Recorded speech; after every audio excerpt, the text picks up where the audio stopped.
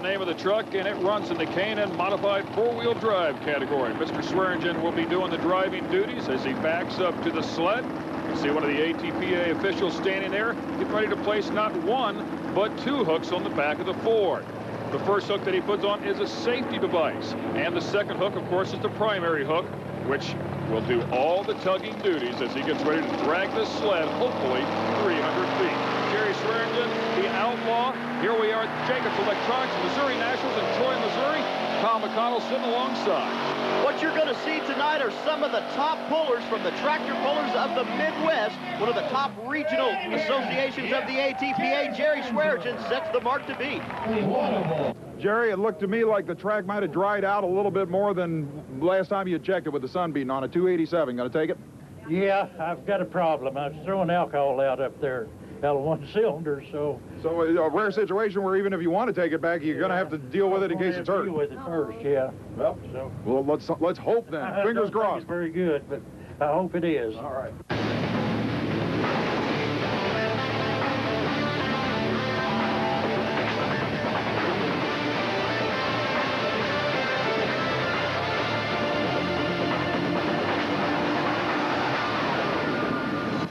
Welcome, everybody, to the ATPA Jacobs Electronics Missouri Nationals at Troy, Missouri, in the Lincoln County Fair. My name's Ken Stout. I'll be your host for today. And in the pits, Mr. Brett Kepner.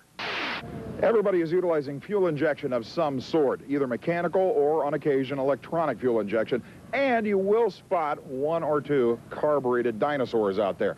Cubic inches, on the other hand, completely unlimited. Some of the largest V8 engines ever manufactured. The one you're looking at, a Ford Boss shotgun Hemi, over 700 cubic inches, is in one of two different Ford-powered vehicles campaigned by the family operation that pretty much dominates modified four-wheel drive racing in this part of the country. As a matter of fact, last year in the Tractor Pullers of Missouri competition statewide, this guy and his dad 1 and 2 in points. And that is quite an accomplishment, considering, as I said, this is one of the toughest classes out there. Is it just a matter of sharing information that's been an advantage to you? Oh, yeah, it's definitely an advantage to have two vehicles and get information from each other to help the second truck that runs that night pull. This is, as you said, this is one of the toughest classes there is. I've seen many a time the top 10 within 2 to 3 feet. I mean, it really was a great accomplishment last year to do what we did. Now, it's not unusual, like you said, to see an entire class within 2 to 3 feet. It's also not unusual to see the lead change by fractions of an inch. Most of the ability to gain that small advantage comes from knowledge of the track. You won this thing last year here at Troy, Missouri. Can you bring the information from what you did last year to this track, even though it could be completely different? We've been here for a few years now, and the people here at Troy, they're really, really nice. They really treat us great, and they always have a pretty consistent and a very good class for the four-wheel drive. They have a very good track, and usually it's a very good power track. And yes, we write down every bit of data and information every time we run, and we have stacks of books from the pulls we've been to over the years to keep that information so we know how to set the engines up to run that night. Well, believe me when I tell you that any advantage they can gain is going to become important in this one. Like I said, this is the tractor pulling equivalent of pro stock eliminator in drag racing. It's fractions of an inch that matter here. Experience is everything, and having the power and knowing where to put it on the racetrack is the rest of the story. Thank you, Brett Kepner. The Intimidator coming up here. Len Friede Jr. will see if he can utilize all those cubic inches out of that big shotgun Ford Hemi. Oh, it's a huge motor. Some people estimate it's well over 800 cubic inches, though he's never gone on record to tell us that. Having problems, though, there at the far end, was trying to beat Jerry Swearingen and really comes up short, 194 and change. He gets out of the truck. Let's go to Brett Kepner and see what's going on. That is not like you. What in the world happened? The old truck thought she was in the two-wheel drive class tonight. Oh, really? Which one broke? The rear end I lost rear end right on the line. Front wheels only turned, that was it. Boy, and people think that four-wheel drive doesn't matter, huh? Oh, buddy, let me tell you. Just one wheel not pulling ain't going to do it. Both wheels in the back not turning, you're not going to go very far.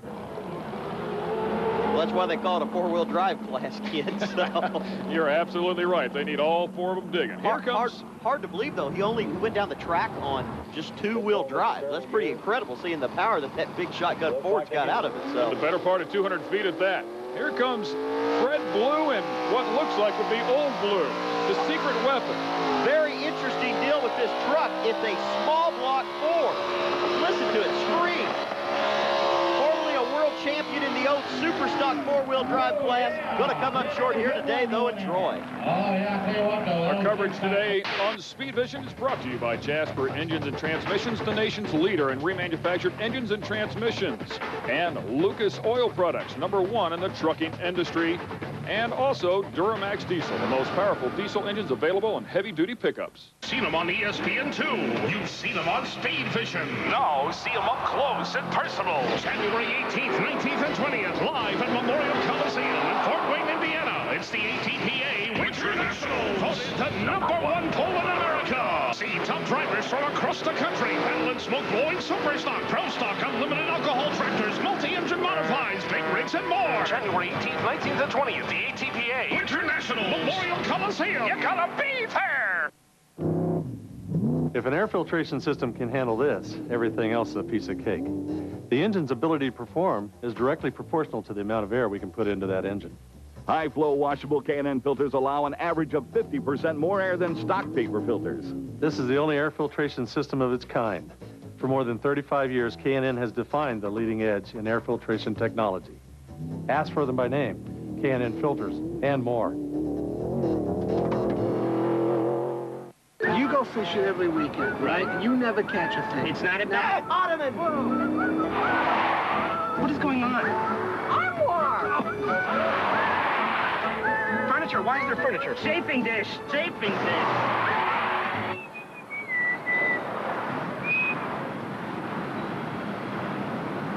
I thought I told you to strap everything down. Coffee table. Morning commute. Couch. On the wings of Goodyear. Plenty of fans on hand in the stands at the ATPA Jacobs Electronic Missouri Nationals. What a beautiful day. And speaking of beautiful days, we have a gorgeous truck backing up right now in the K&N modified four-wheel drive category. Let's go to Brett Kuttner, who'll tell us more about it. You know, at each and every ATPA Jasper Pulling Series event, we present the Lucas Oil Best Appearing Vehicle of the Event Award. And we always pull some beauts out of the pits. But here at Troy, Missouri, the choice was obvious. When we got to the Lincoln County Fairgrounds, we looked at every single vehicle on the property, and the ballistic bow tie won this one hands down.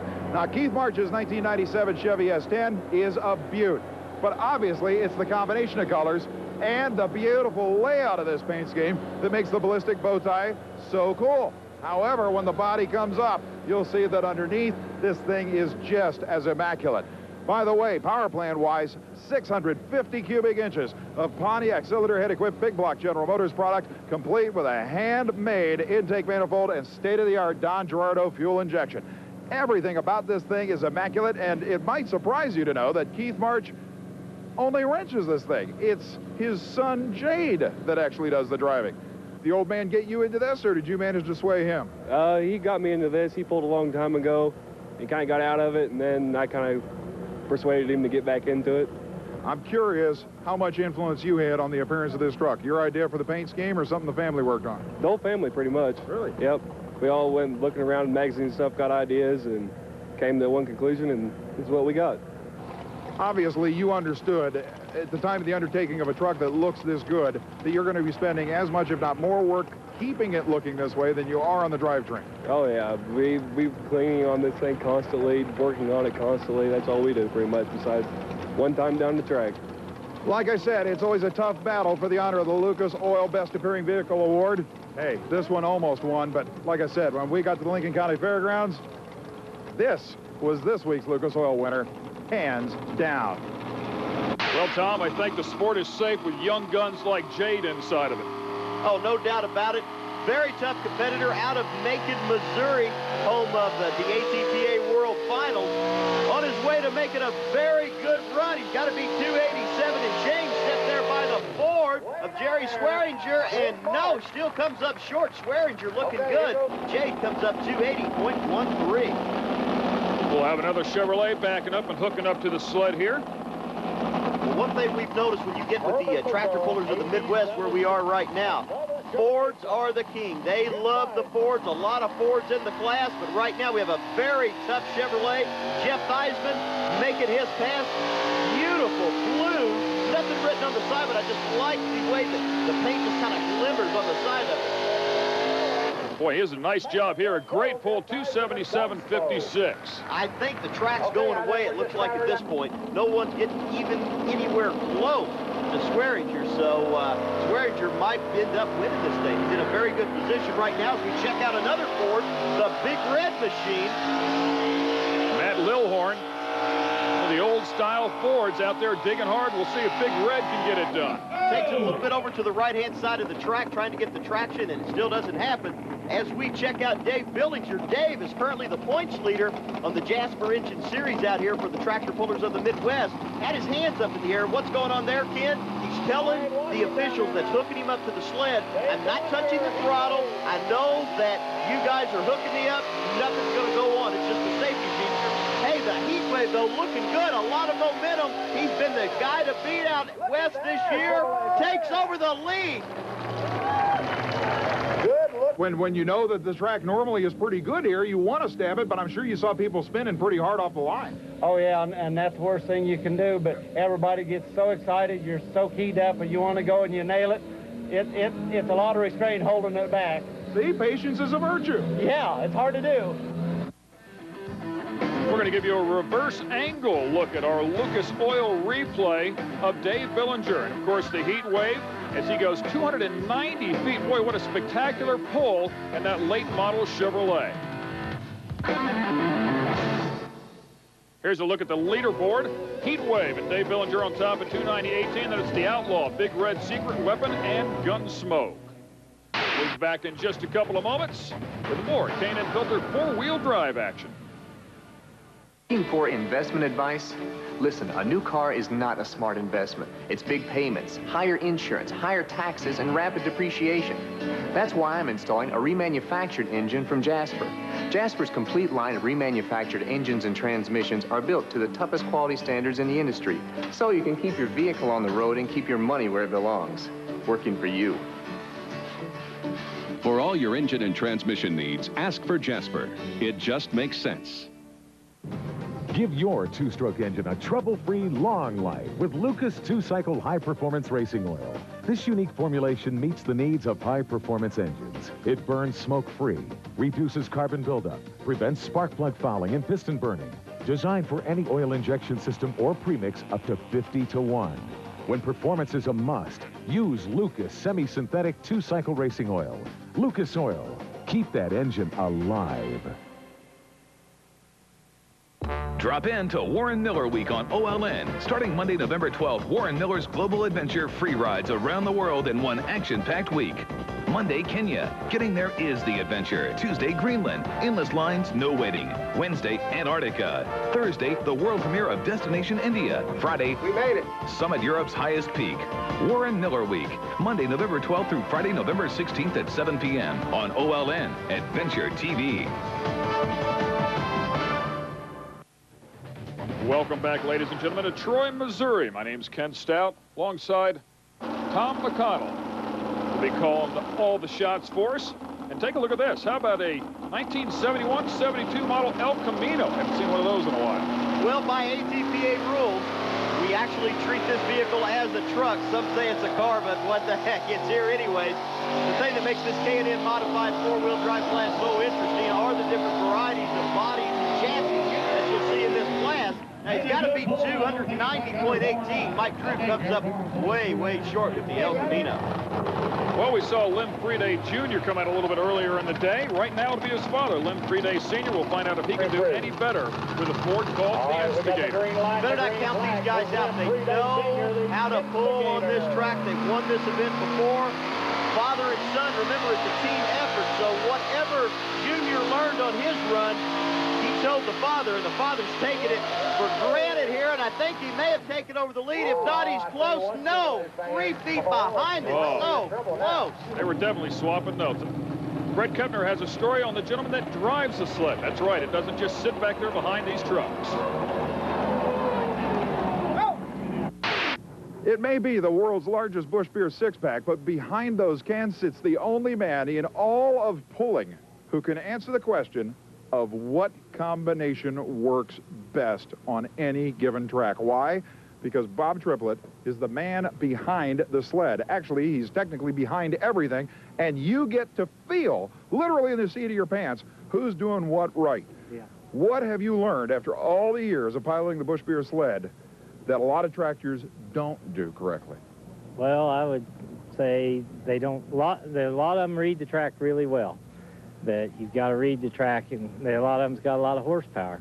But getting it to the ground is where they make their mistake. Now, in this sport, that could mean anywhere in a 300-foot area. You talking about tire spin on the starting line, in the middle, at the finish line, where? I've seen guys start on one side and end up clear on the other, and that's where the best traction was all the way down through the track, and that's where they made their best pass. Now how far is the weight box actually traveling up this sled? It depends. Like the two-wheel drives, it'll probably top on them about 250 feet.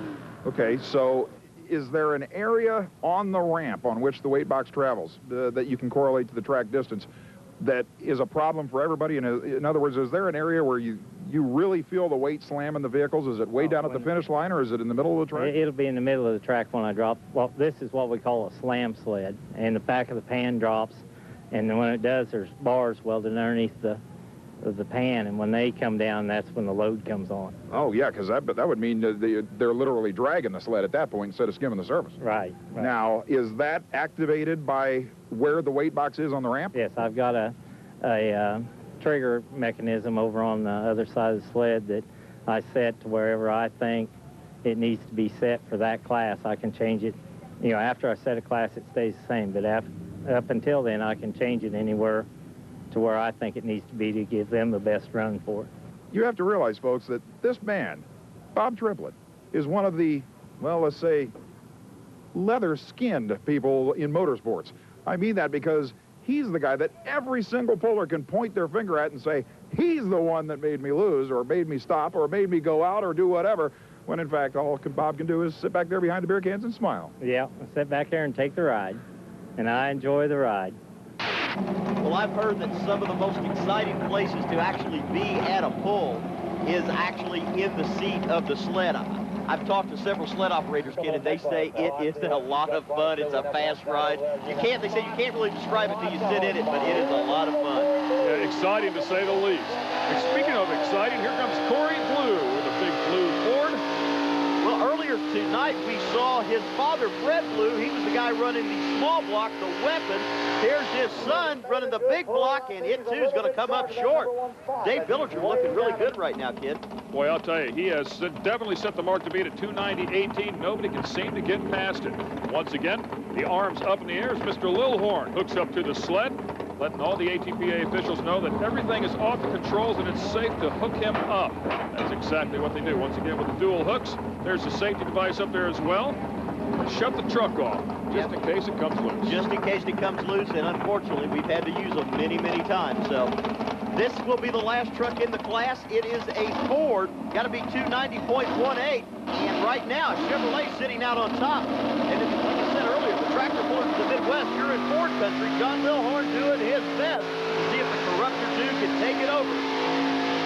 Slowly coming off the line, just very gently applying that power, trying to get it all down to the track. Can he get it past the 290.18 mark?